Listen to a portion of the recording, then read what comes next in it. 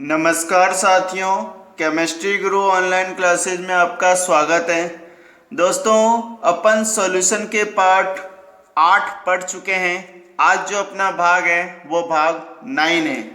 इस वाले पार्ट में अपन अणुसंख्यक गुणधर्म के बारे में पढ़ रहे थे और लास्ट वाले पार्ट में अपन ने पढ़ा था वाष्पदाब में अपेक्षित अवनमन। इस वाले पार्ट में अपन क्वथनांक में उन्नयन तथा हिमांक में अवनमन के बारे में पढ़ने वाले हैं। तो आप कॉपी में हेडिंग डाल दीजिए, क्वथनांक में उन्नयन।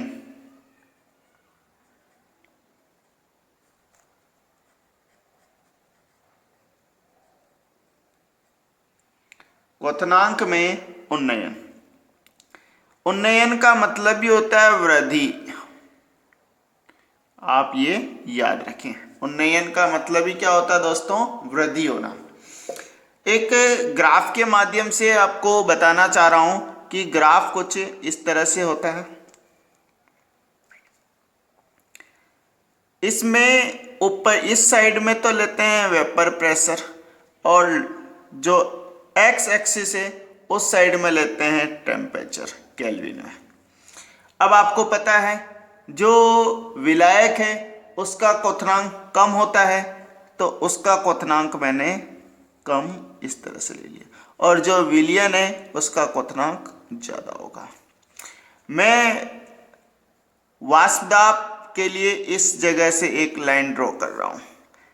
जहां ये कटेगा ये इसका क्वथनांक बिंदु है और इसका ये क्वथनांक बिंदु है, ये याद रखना। इसको मैं दे देता हूं ए, बी और सी। इसी को दे देता हूं डी, ये आगे बढ़ा देते हैं डी, ई और एफ। देखिए जो ए बी रेखा है वो है आपके विलायक के लिए, और जो डी एफ रेखा है वो है आपका विलयन के लिए। अब देखिए ये किस ताप पर उबलेगा, तो ये इसके लिए नीचे इसी परपेंडिकुलर लंबवत एक लाइन ड्रॉ कर देता हूं और ये इसके परपेंडिकुलर एक लंबवत लाइन ड्रॉ कर लेता हूं। जिस बिंदु पर ये उबल रहा है, चूंकि ये विलायक के लिए है इसलिए इसका नाम होगा T B, boiling point of temperature. ये विलायक के लिए है तो इसके आगे नोट लगा दीजिए, और विलयन के लिए लिख देता हूं टी बी। इन दोनों का डिफरेंट क्या होगा दोस्तों? तो इन दोनों का जो डिफरेंट होगा, चूंकि अपन बॉइलिंग पॉइंट के लिए लिख रहे हैं, क्वथनांक के लिए लिख रहे हैं, तो डेल्टा टी बी इसका बॉइलिंग पॉइंट होगा साथियों। आगे बात समझ में। अब देखिए अगर यदि आप इस ग्राफ से देखते हैं तो जिस पॉइंट पे यह दोनों उबल रहे हैं उन दोनों में डिफरेंट कितना है? तो डेल्टा टी बी का है। ठीक है, जैसे जैसे टेम्परेचर बढ़ाऊंगा प्रेशर भी क्या होगा? बढ़ेगा। प्रेशर भी क्या होगा? बढ़ेगा, बढ़ रहा है ना। जैसे जैसे टेम्परेचर बढ़ रहा है प्रेशर भी क्या बढ़ रहा है? बढ़ रहा है। दाब क्या हो रहा है? बढ़ रहा है। दाब बढ़ेगा तो तापमान बढ़ेगा। तो मैं लिख सकता हूं ग्राफ से डेल्टा पी समानुपाती होगा डेल्टा टी बी के। यानी जैसे जैसे तापमान बढ़ेंगे वैसे वैसे दाब भी बढ़ेगा। अब अपन बात करते हैं राउल्ट के नियम क्या कहता है दोस्तों। तो राउल्ट के नियम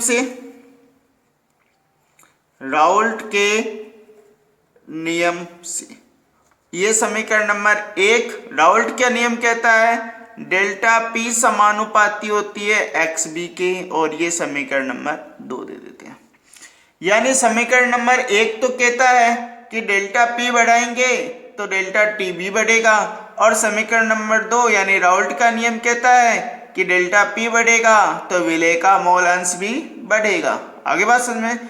तो समीकरण नंबर 1 और समीकरण नंबर 2 से, समीकरण नंबर 1 व समीकरण नंबर 2 से क्या सिद्ध होता है? तो देखो दोस्तों, समीकरण नंबर 1 और समीकरण नंबर 2 से क्या सिद्ध होता है? डेल्टा टी बी समानुपाती होगा एक्स बी के। होगा कि नहीं होगा? बिल्कुल आप कह सकते हैं। अब समानुपाती का चिन्ह हटाते हैं तो आपको पता होगा मेरे साथियों क्या कि जब भी समानुपाती का चिन्ह होता है हटता है तो कोई ना कोई क्या आता है, नियतांक आता है। बस वही नियतांक लिख दीजिए, डेल्टा टी बी बराबर में होगा के एक्स बी। होगा कि नहीं होगा? बिल्कुल होगा ना। अब आपको कुछ नहीं करना दोस्तों, ये समीकरण आप इसे समीकरण नंबर 3 दे दीजिए। इसका मान आप क्या दे दो, समीकरण नंबर 3 रख दीजिए। अब आपको कुछ नहीं करना है, ये जो समीकरण नंबर 3 आया है इस समीकरण नंबर 3 से आप एक्स बी का मान निकाल लीजिए। एक्स बी क्या है, तो एक्स बी है एन बी डिवाइड बाय होता है N A plus N B. ठीक है, मैं यहां लिख सकता हूं तनु विलयन के लिए, थोड़ा ऊपर ले लेते हैं, मैं यहां लिख सकता हूं तनु विलयन के लिए। तनु विलयन में क्या होता है दोस्तों, एक्स बी का जो मान है, सॉरी एन बी का जो मान है वह बहुत ही कम होता है, या उसके मान बहुत ही कम होते हैं एन ए की तुलना में। एन ए का मान बहुत ही ज्यादा है तनु विलयन के लिए। अब देखिए ऐसी स्थिति में क्या होगा, जब ये एन बी बहुत छोटा है तो आप क्या कर सकते हो कि इन दोनों का योगफल भी क्या होगा, नगण्य। तो मैं लिख सकता हूं N A plus N B बराबर में या लगभग बराबर होगा एन ए के। ठीक है, अब देखिए एन ए का मान क्या होता है, आपको मैंने पहले भी समीकरण में बता रखा दोस्तों, एन ए का मान होगा W A divide by M A. इसी तरह से एन बी का मान होगा W B divide by M B. मैंने आपको कैलकुलेशन में पहले ही बता रखी है। एन ए का मान ये रहा, एन बी का मान ये रखा, एन ए और एन बी का मान उपरोक्त समीकरण में रख दीजिए। जैसे आप एन ए और एन बी का मान रखते हैं तो देखिए एन ए का मान ये है, एन बी का मान ये है, तो X B is equal to ऊपर क्या है, तो ऊपर एन बी है, एन बी क्या ये है, तो ऊपर लिख दीजिए डब्ल्यू बी डिवाइड बाय आ जाएगा एम बी। नीचे क्या है, तो नीचे है आपका एन ए, तो एन ए बराबर में क्या आ जाएगा, W A divide by M A. होगा कि नहीं होगा? बस इसका फिर क्या कर दो दोस्तों, पक्षांतर कर दो। क्या आ जाएगा, पहला और चौथा गुणा में होगा तो हो जाएगा W B into M A, और डिवाइड बाय आ जाएगा क्या, M B into W A. होगा ना। बस एक्स बी का मान ये निकल गया, एक्स बी का मान समीकरण नंबर 3 में रख दीजिए तो आपका आंसर आ जाएगा एक्स बी का मान 3 में रखने पर, 3 में रख दीजिए। जैसे आप 3 में रखते हैं तो आपका आंसर क्या हो जाएगा दोस्तों, delta T B is equal to K तो है ही है, और एक्स बी क्या है, तो एक्स बी की value W A M A divide by M B W A. बस ये वैल्यू लिख दीजिए तो आंसर हो जाएगा W B into M A divide by क्या, तो divide by M B into W A. आगे बात समझ में। अब देखिए मैं यहाँ क्या लिख रहा हूं, यहाँ के क्या है, के एक नियतांक है, बरा के तथा एम ए क्या है, विलायक का अणुभार। विलायक का अणुभार क्या होगा, नियत होगा। दोनों ही क्या है, दोनों नियत हैं, और अगर दोनों नियत है तो मैं इन दोनों को हटा करके नया नियतांक लिख देता हूं। अब देखिए दोनों को हटा करके मैं नया नियतांक क्या लिख रहा हूं, दोनों को हटा करके मैं लिख रहा हूं डेल्टा टी बी। यहां मैं दोनों को लिख रहा हूं कि K into M A is equal to लिख देता हूं के बी। बी का मतलब बॉइलिंग पॉइंट, बी का मतलब क्या दोस्तों, बॉइलिंग पॉइंट। तो बराबर में क्या आ जाएगा, के बी। अब देखिए यहां से के हट गया, एम ए हट गया, बचा क्या, W B M B W A, यही बचा ना। तो बस ये लिख दीजिए डब्ल्यू बी डिवाइड बाय आ जाएगा एम बी इंटू हो जाएगा डब्ल्यू ए।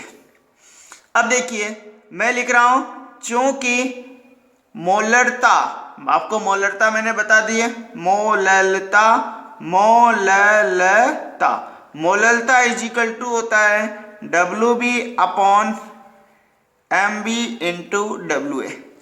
ये मोललता का फॉर्मूला है। अब देखिए ये पूरा टर्म्स क्या है दोस्तों, ये पूरा टर्म्स आपको आप देख रहे हैं कि ये पूरी जो टर्मिनोलॉजी इधर आ रही है वो स्मॉल m के बराबर है कि नहीं है। बस आप इन सब की जगह पे हटा करके आप इनका मान क्या लग सकते हैं, स्मॉल m। तो मेरा आंसर क्या हो जाएगा, delta TB is equal to KBM।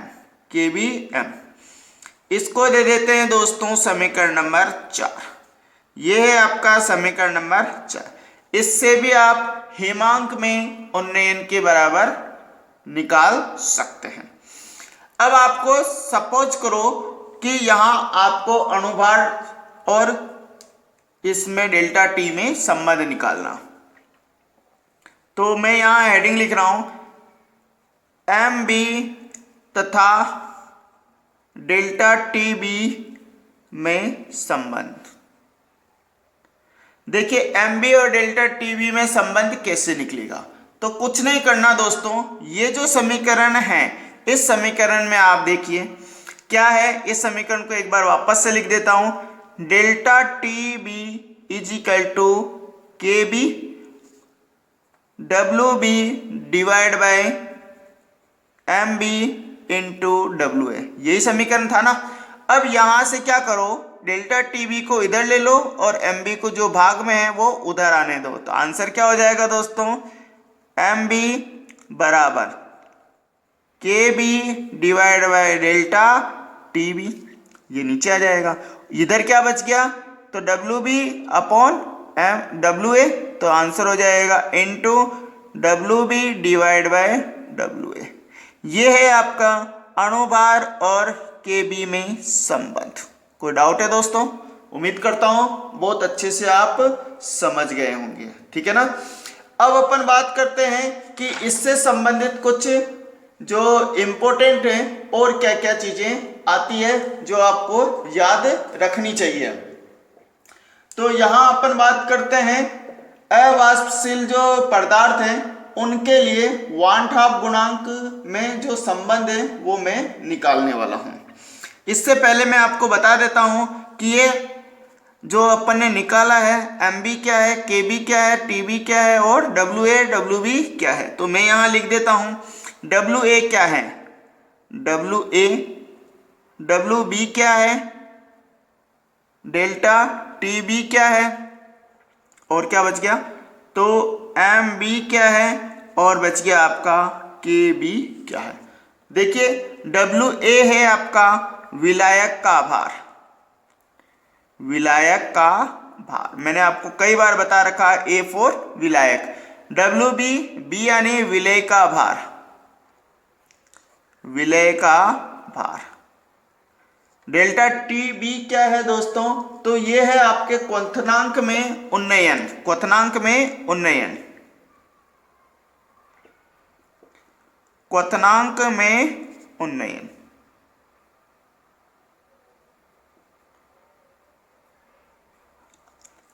MB क्या है, तो MB है विलय का अणुभार, अणुभार को मोलर द्रव्यमान को हो दोनों एक ही है। और डेल्टा TB क्या है, तो है मोलल क्वथनांक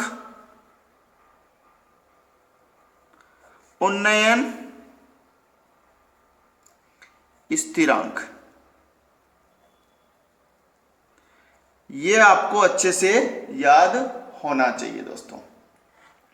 अब अपन बात करते हैं, वान हाफ ने एक रिलेशन दिया था, तो वान हाफ के अनुसार जो KB है, वान हाफ के अनुसार, वान हाफ के अनुसार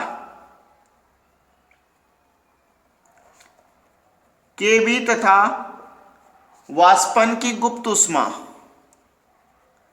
वाष्पन की गुप्त ऊष्मा में संबंध। ये जो संबंध है दोस्तों, ये है वान हाफ के अनुसार है। वान हाफ एक वैज्ञानिक है जो अभी केबी और वाष्पन की गुप्त उष्मा में एक रिलेशन देने वाले हैं।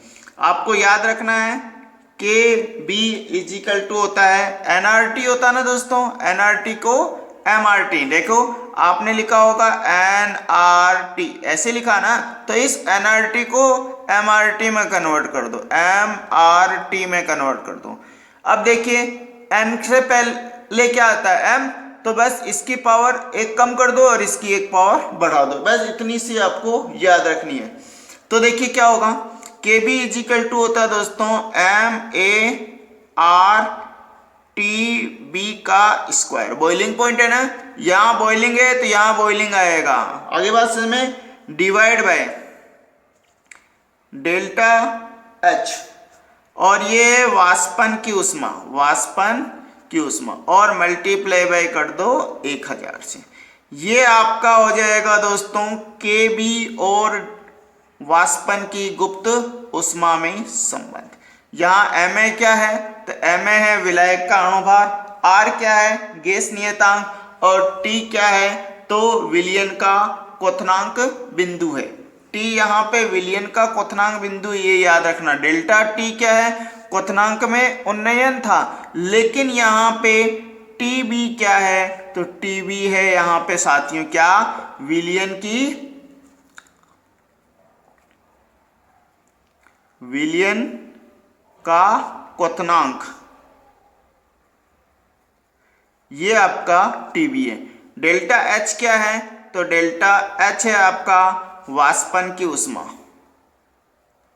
वाष्पन की उष्मा, वाष्पन की गुप्त उष्मा।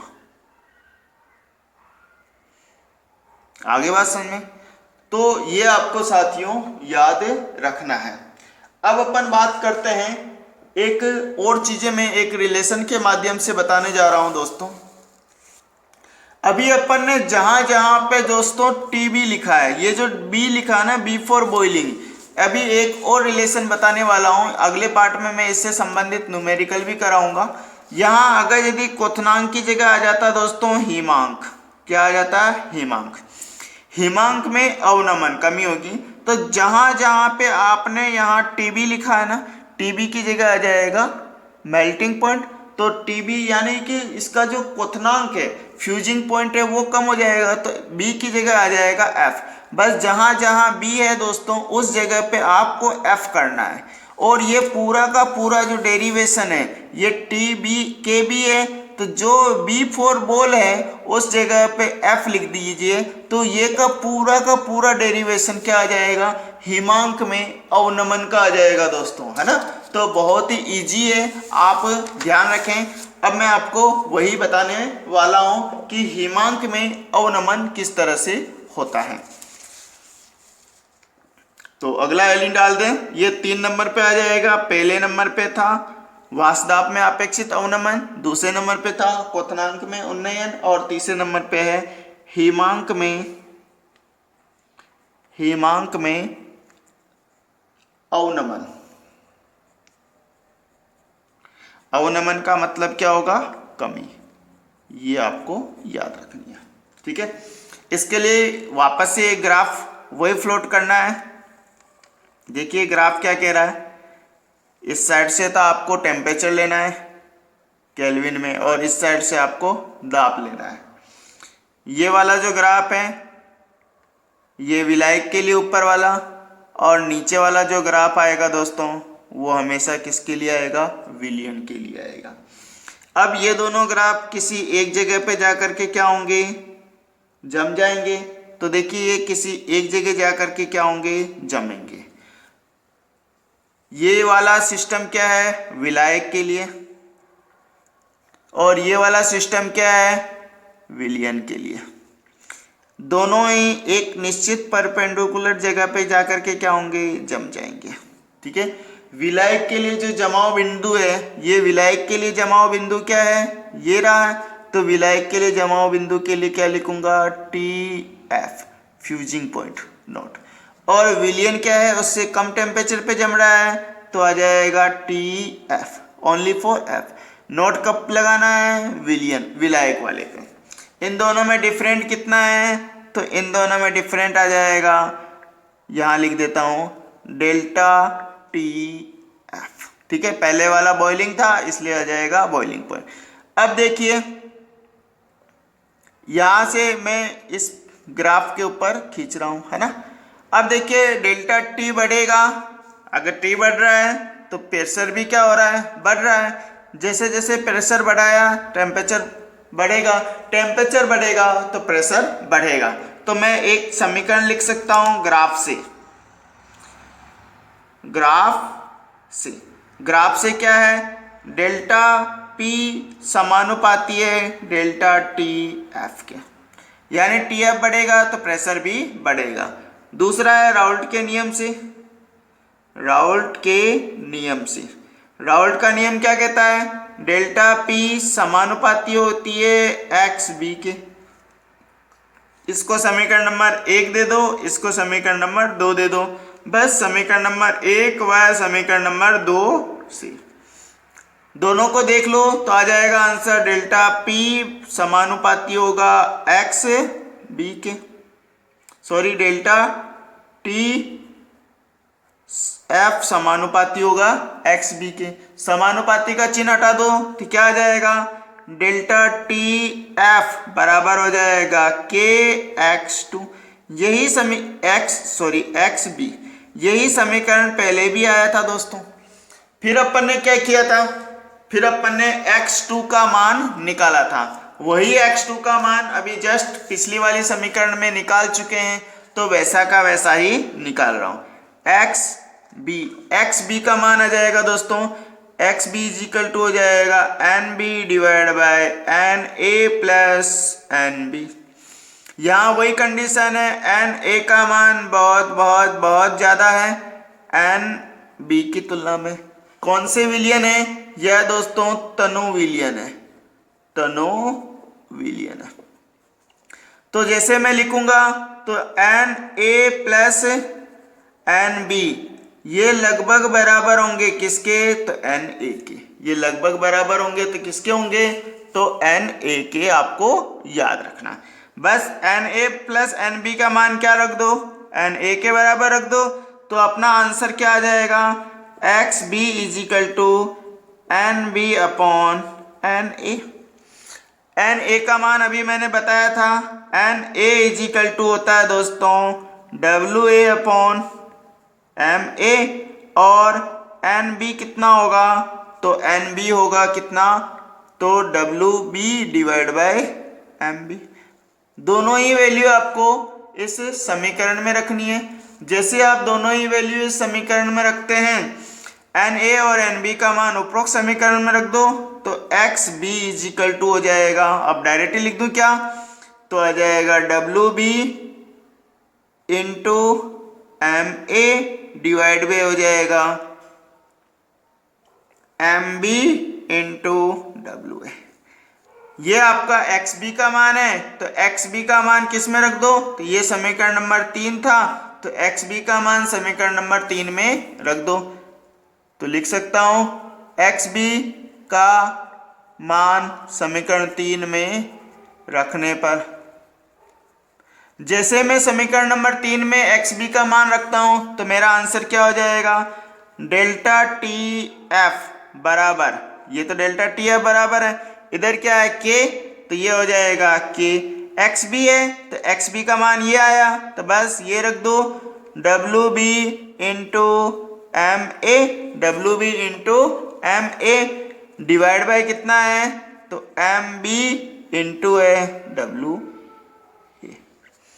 बस आपको वापस से क्या करना है? ये स्थिर है और ये स्थिर है, तो मैं लिख सकता हूं यहां K एंड MA क्या है? स्थिर है।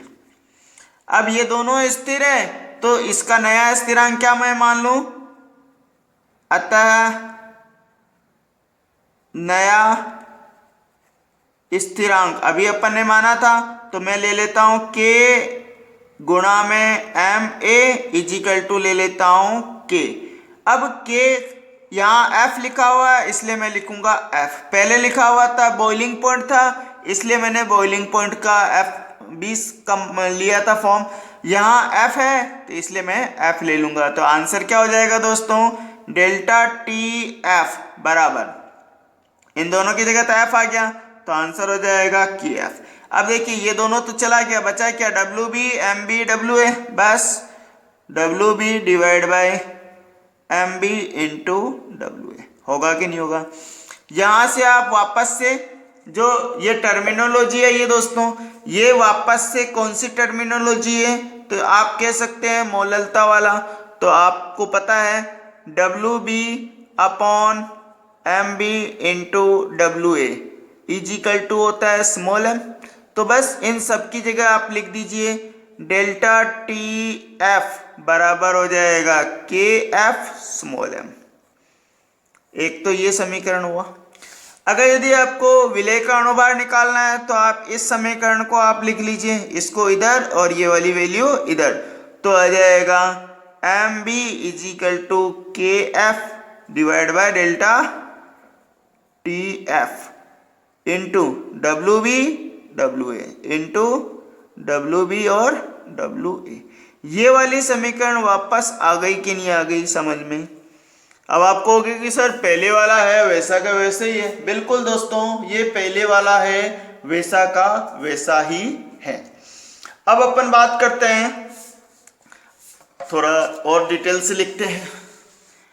जैसे कि आपको पता है स्मॉल एम बराबर होता है W B upon M B into W A, और स्मॉल एम बराबर या स्मॉल एम बराबर होता है W B upon M B into W A into 1000।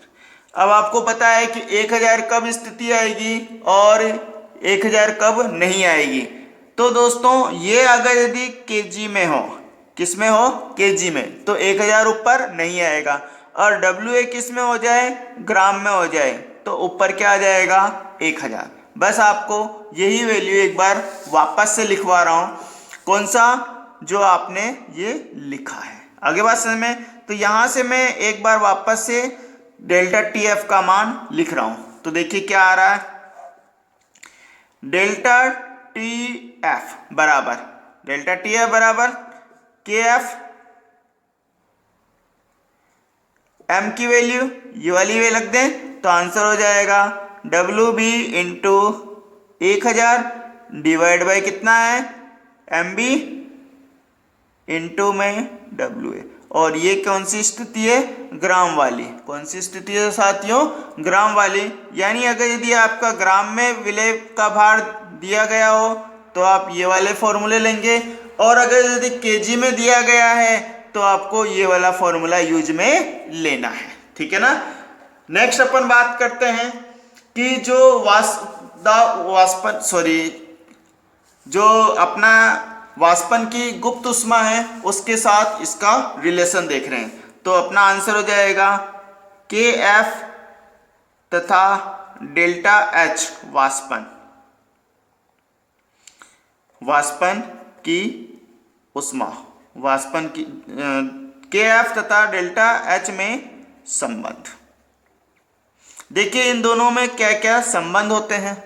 अभी मैंने वापस वही समीकरण लिखा था, के एफ बराबर होगा एम आर टी, और एम आर टी को क्या कर दें, स्क्वायर में ले लें। एम आर टी को क्या कर दें, स्क्वायर में, टी का क्या लगा दें, स्क्वायर। अब देखिए ये एफ है तो ये भी क्या होगा, एफ होगा। ये एम ए है था, अभी भी क्या रहेगा दोस्तों, एम ए ही रहेगा, कोई चेंज नहीं होगा। नीचे की स्थिति क्या होने वाली है, तो नीचे तो आपको पता है डेल्टा एच लगाना है, डेल्टा एच, और ये क्या होगी, वाष्पन की होगी, और मल्टीप्लाई कितने से करना है, 1000 से। ये रिलेशन किसके अनुसार है, तो 1/2 के अनुसार है। किसके अनुसार है, 1/2 के अनुसार है। तो आज अपन ने साथियों 2 प्रकार के रिलेशन पढ़े थे, चाहे वो हिमांक में अवनमन हो अथवा क्वथनांक में उन्नयन है।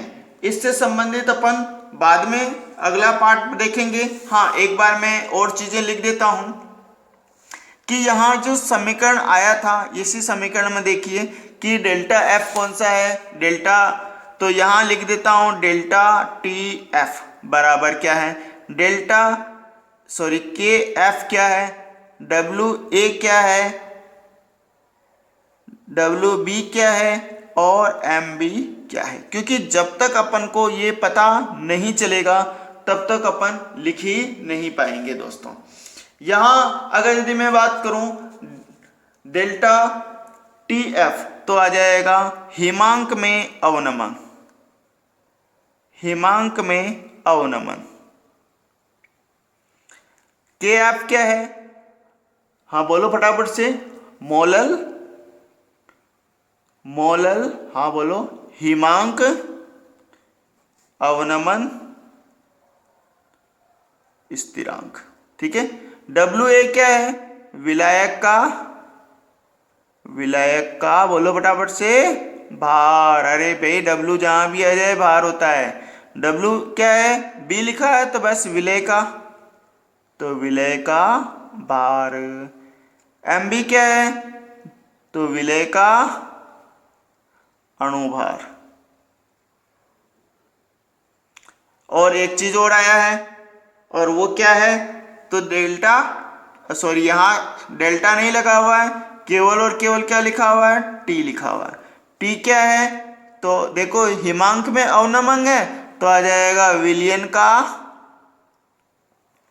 विलयन का हिमांक यानी मेल्टिंग पॉइंट, गलनांक। अच्छा, आर क्या है, तो आर है आपका क्या है दोस्तों, गैस नियतांक। आर क्या है, गैस नियतांक। और डेल्टा एच क्या है, तो डेल्टा एच है वाष्पन की गुप्त ऊष्मा। दोस्तों आज के लिए इतना ही, धन्यवाद।